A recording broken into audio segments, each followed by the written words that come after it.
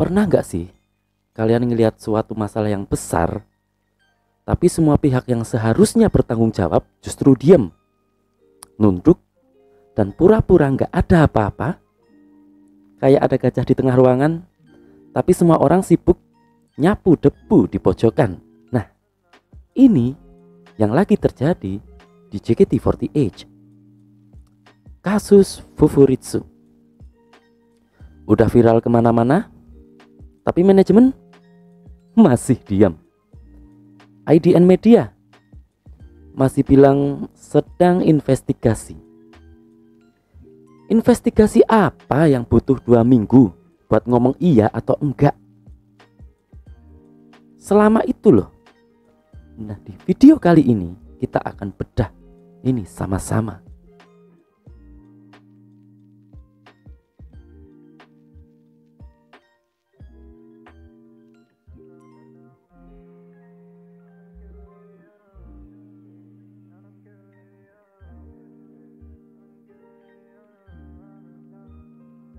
Fritz Fernandes, atau yang akrab dipanggil Fufuritsu sama Wota, adalah general manager JKT48. Dia bukan orang baru. Sebelumnya dia kerja di Dentsu, agensi periklanan raksasa yang dulu pernah kerja bareng JKT48 juga. Dan di era dia ini, JKT48 mulai banyak proyek, kolaborasi, brandingnya lebih dewasa, dan katanya lebih profesionalisme. Tapi ternyata profesional itu cuman label. Karena apa yang terjadi di belakangan ini bikin banyak fans sadar kalau yang di atas ternyata bisa juga ngawur gitu.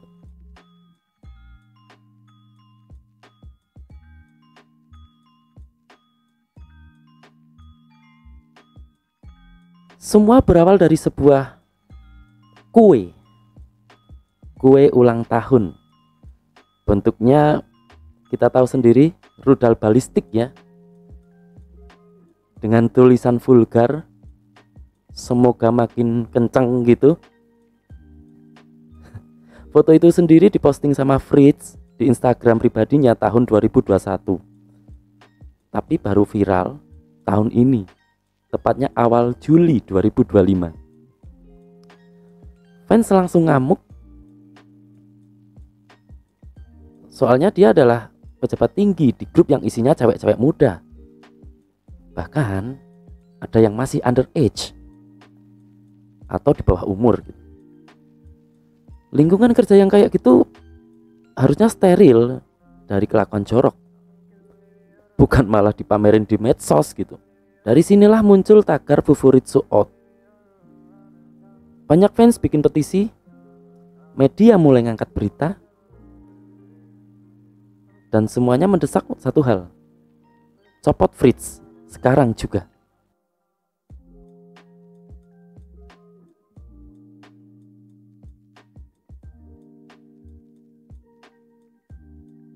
Lalu manajemen muncul, tapi bukan buat minta maaf, bukan buat ambil tanggung jawab juga.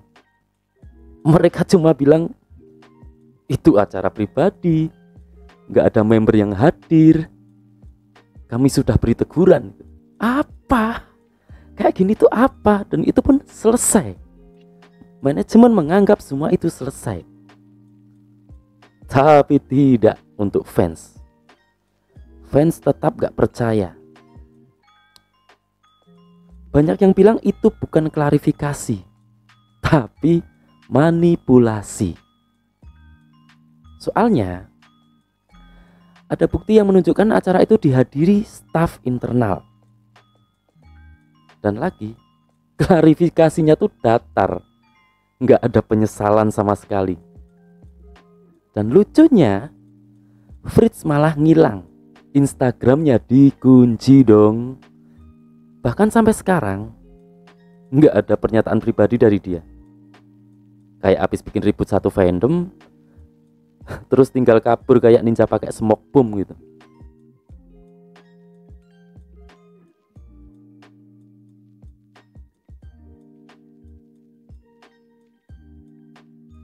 Sekarang kita bicara soal IDN Media. Sejak tahun 2021, JKT48 udah bukan milik perusahaan Jepang lagi. Sekarang pemiliknya adalah IDN Media, perusahaan media digital yang katanya mengusung diversity, youth empowerment, dan profesionalisme.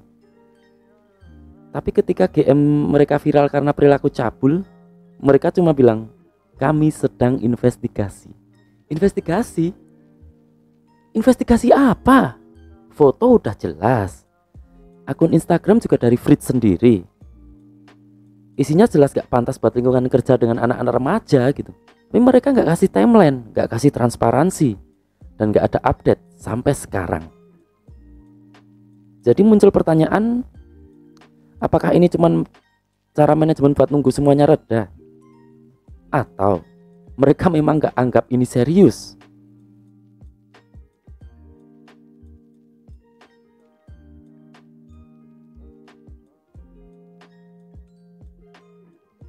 JKT48 selama ini punya image yang bersih, positif, dan sehat. Tapi sekali manajemen blunder, semua kerja keras member langsung kena imbas. Bayangin, jadi seorang trainee di umur 16 tahun harus bekerja keras, jaga sikap, latihan tiap hari demi grup. Tapi yang di atas, ada GM yang malah bercanda soal alat kelamin di Instagram. Fans kecewa, image rusak, dan yang paling bahaya, publik bisa kehilangan respect. Dan kita semua tahu, kehilangan respect dari publik itu jauh lebih bahaya dari sekadar kehilangan trending.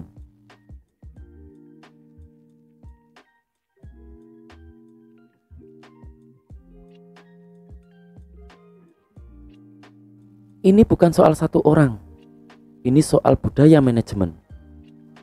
Kalau manajemen diem, ngegampangin masalah dan gak transparan, maka kita harus tanya, sebenarnya siapa yang mereka lindungi? Member, fans, atau diri mereka sendiri? JKT48 bisa tumbuh besar karena kepercayaan fans. Tapi kepercayaan itu gak bisa dibeli. Dan kalau dihianati, susah banget buat balik lagi. Jadi kepada IDN Media, kepada manajemen JKT48, kita tunggu jawabannya. Tapi kalau terlalu lama, jangan salahin publik kalau kita ambil kesimpulan sendiri gitu.